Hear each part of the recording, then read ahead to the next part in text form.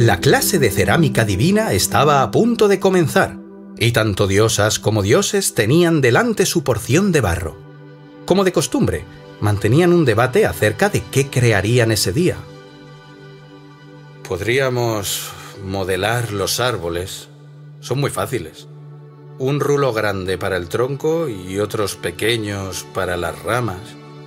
¡Qué vago eres!, sentenció la diosa de las acciones. Vamos a trabajar un poco hoy. ¡Hagamos personas! ¡Qué pereza!, le replicó el dios de los esfuerzos mínimos. Tú siempre tan motivada. Sí, seres humanos. ¡Qué divertido! ¿Por qué no?, opinó el dios de los placeres. La profesora intervino y les propuso elaborar, en primer lugar, los moldes con forma humana. Harían una horneada de prueba, en miniatura, y más tarde la definitiva. Un gran revuelo se formó en el taller hasta que cada deidad concibió su arquetipo. Yo crearé el molde de la pasividad.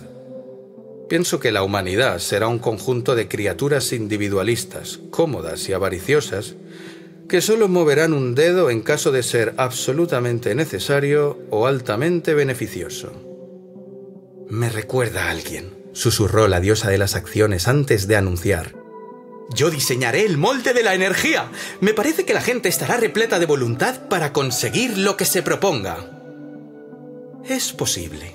Por mi parte, contribuiré con el molde de la inteligencia. Sin lugar a dudas, las personas serán inteligentes, con una increíble capacidad mental y colaborativa, comentó la diosa de la sabiduría.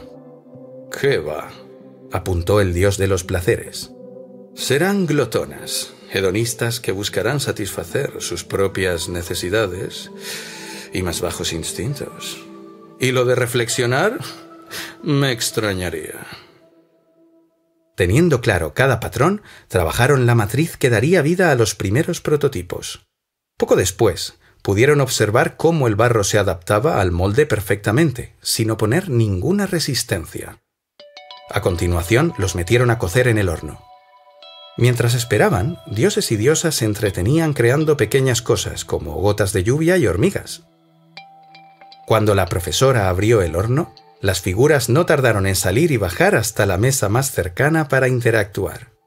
Salvo la que se había originado con el molde de la pasividad. Ella ni siquiera se asomó. La que desbordaba energía animaba a las otras a investigar el mundo, pero la inteligente exigía establecer un plan antes de actuar, y la hedonista, después del calor que había pasado en el horno, prefería tomar un baño en un recipiente lleno de agua que acababa de encontrar. Las divinidades no pudieron evitar tomar partido y se posicionaron a favor de las criaturas que habían engendrado, criticando la actitud de las demás. El que se llevaba peor parte era el prototipo perezoso, de modo que las efigies terminaron por trepar al horno e intentar sacarlo de allí a la fuerza. Él se resistía con tozudez extrema, pese a estar provocando una pérdida general de arenilla en el forcejeo. La hedonista, que tiraba del último eslabón de la cadena, resbaló del borde de la rejilla, había metido un pie en el agua cuando nadie miraba, y cayó al vacío arrastrando a todas con ella. Una tras otra, incluida la pasiva, se hicieron añicos contra el suelo del taller. La clase se oscureció en un denso silencio. La profesora pidió explicaciones del desastre globalizado, y la culpa fue pasando de dios a diosa hasta llegar al dios de los esfuerzos mínimos. Vale, sí, lo reconozco. Quizás si no hubiera usado un molde de pereza y egoísmo, mi ser humano habría sido más solidario. Bueno, sin el molde de puro hedonismo, mi figura no habría metido el pie en el agua, admitió el dios de los placeres.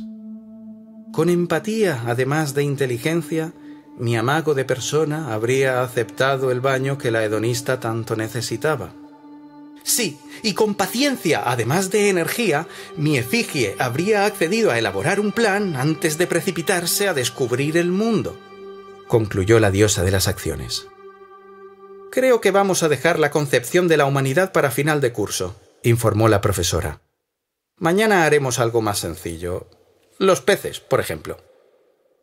El dios de los esfuerzos mínimos participó en la recogida de los pedazos de barro. El de los placeres tuvo la idea de guardarlos para final de curso y aprovecharlos para fabricar complejas y mejores personas. La diosa de la sabiduría le halagó por ello y la de las acciones optó por observar la escena, sentada.